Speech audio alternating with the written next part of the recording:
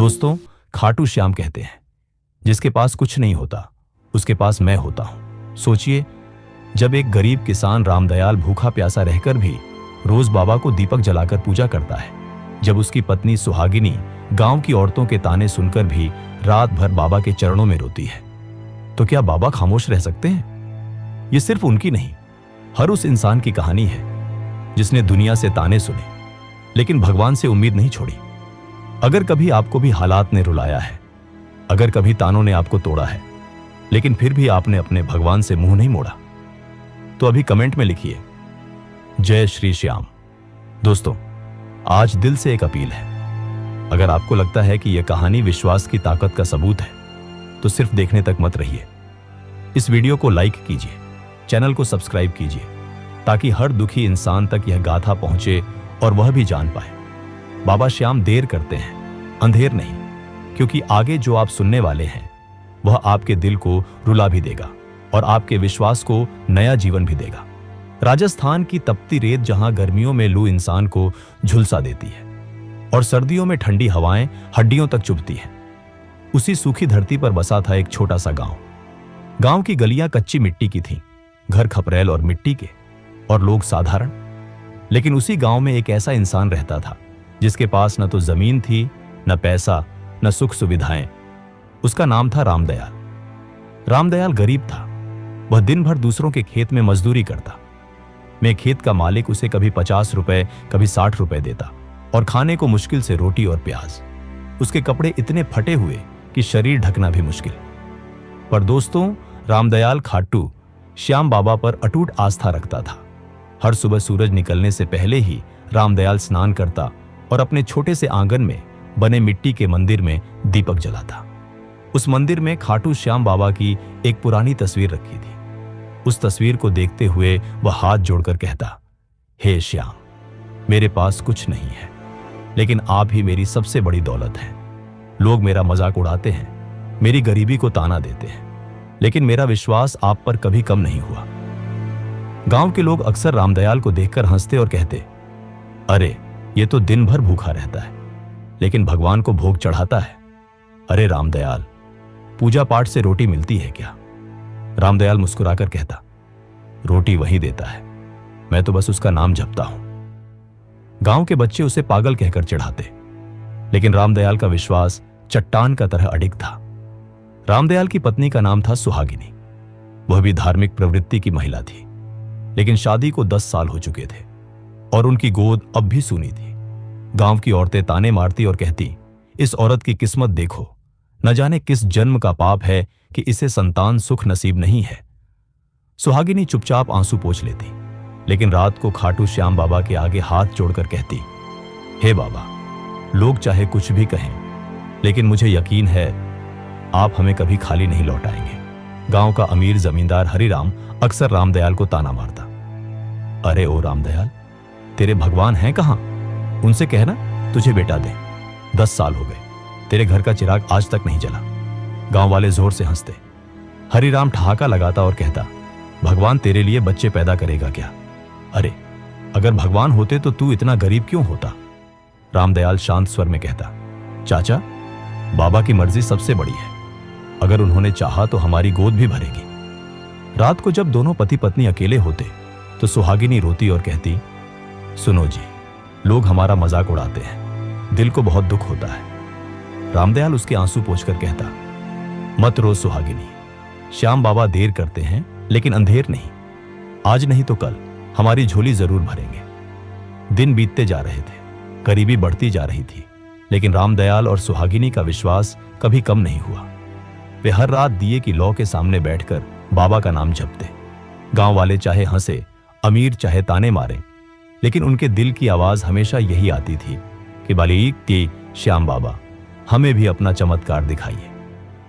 दोस्तों, क्या आपने भी कभी लोगों के ताने सहे हैं लेकिन अपने भगवान पर विश्वास नहीं छोड़ा?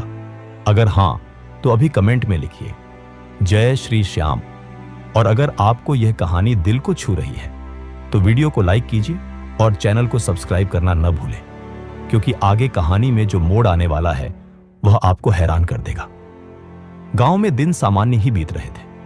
रामदयाल मजदूरी करके जैसे तैसे घर का चूल्हा जलाता और रात को सुहागिनी संग बाबा श्याम का नाम जपता, लेकिन तानों का सिलसिला कभी खत्म नहीं होता।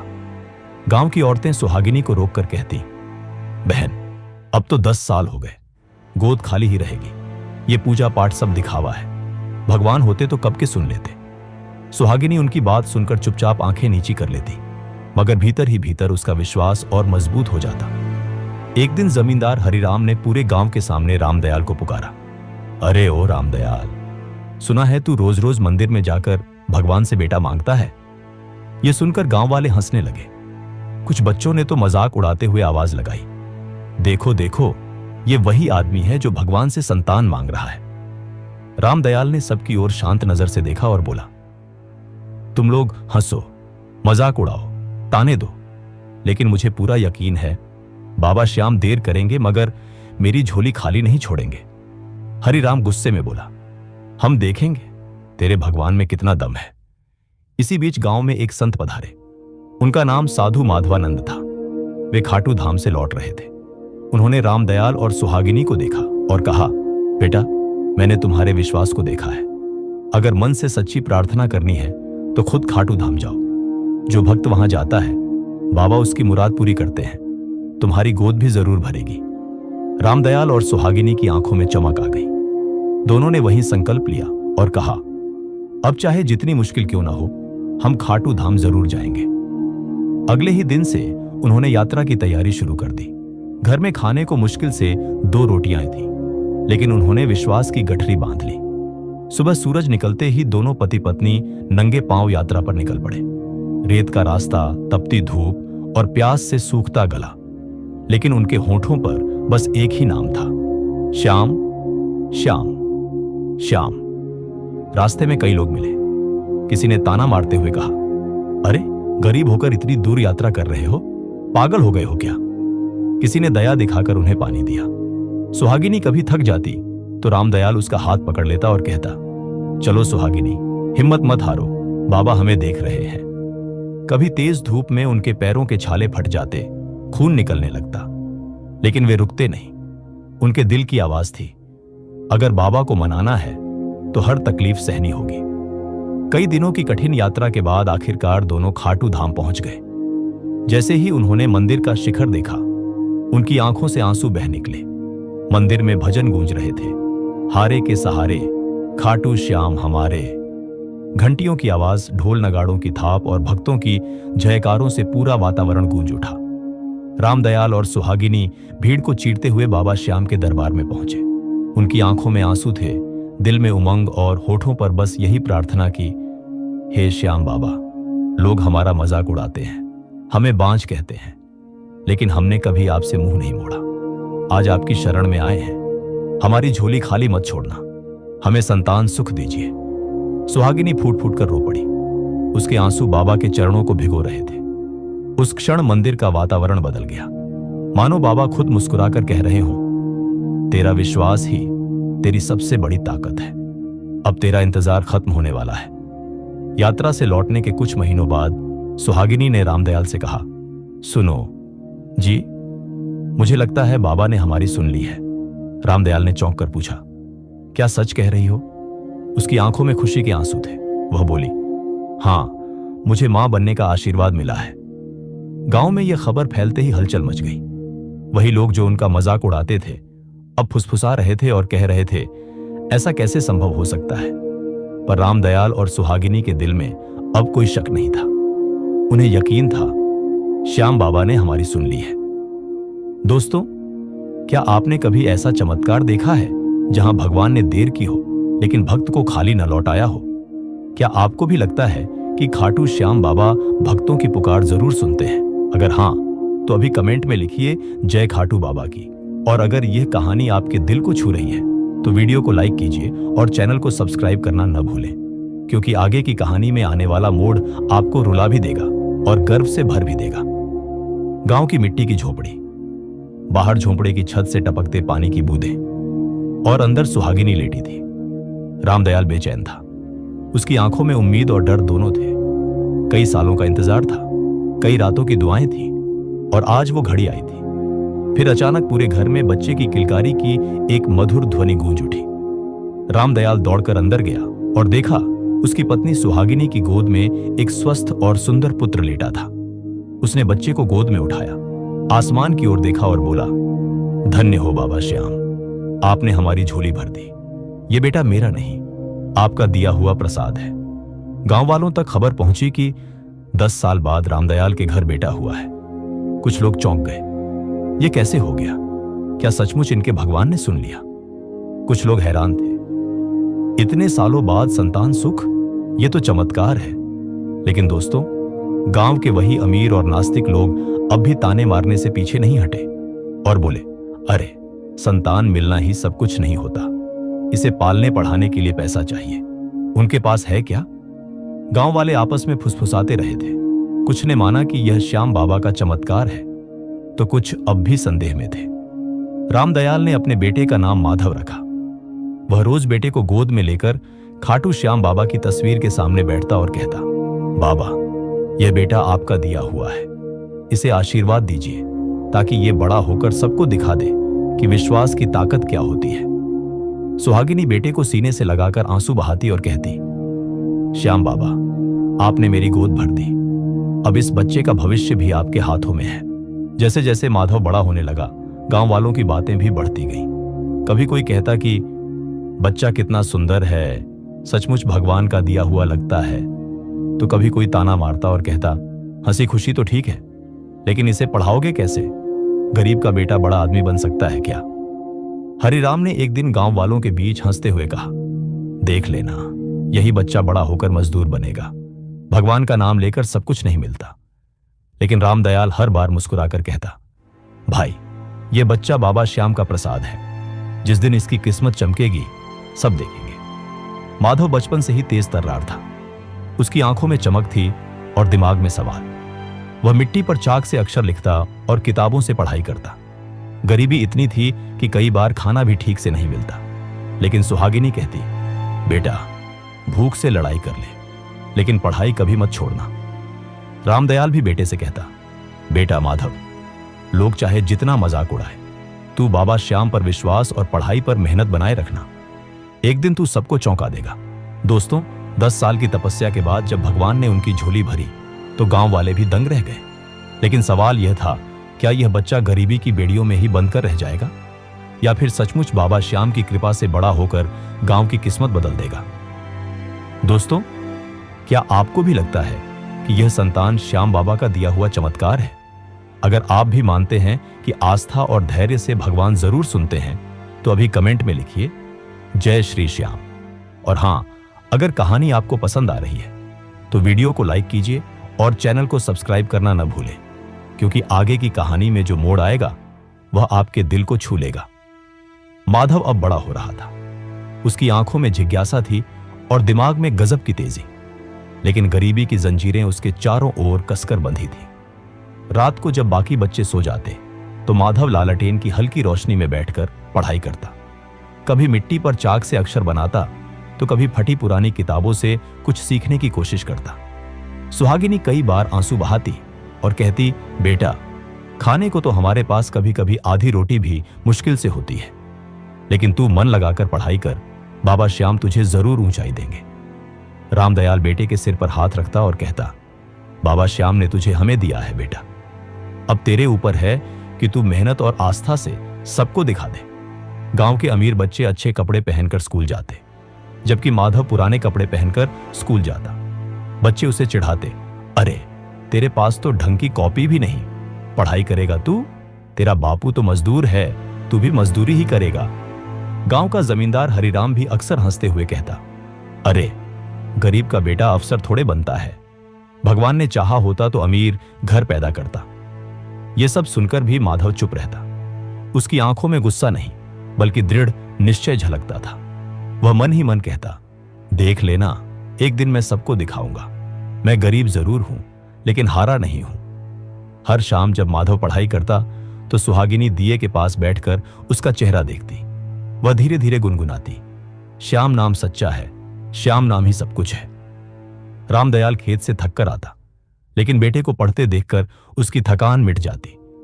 और अपने बेटे से कहता, लोग चाहे जितना ताना मारे, तू बस बाबा श्याम का नाम लेकर मेहनत कर, तेरी किस्मत एक दिन जरूर बदलेगी। कभी स्कूल की फीस भरने के पैसे नहीं होते, रामदयाल दूसरों से उधार मांगता और स्कूल की फीस भरता। दोस्तों, क्या आपने देखा, गरीबी की आंधी चाहे कितनी भी तेज क्यों ना हो, अगर आस्था और मेहनत की लौ जल रही हो तो उसे बुझा नहीं सकती।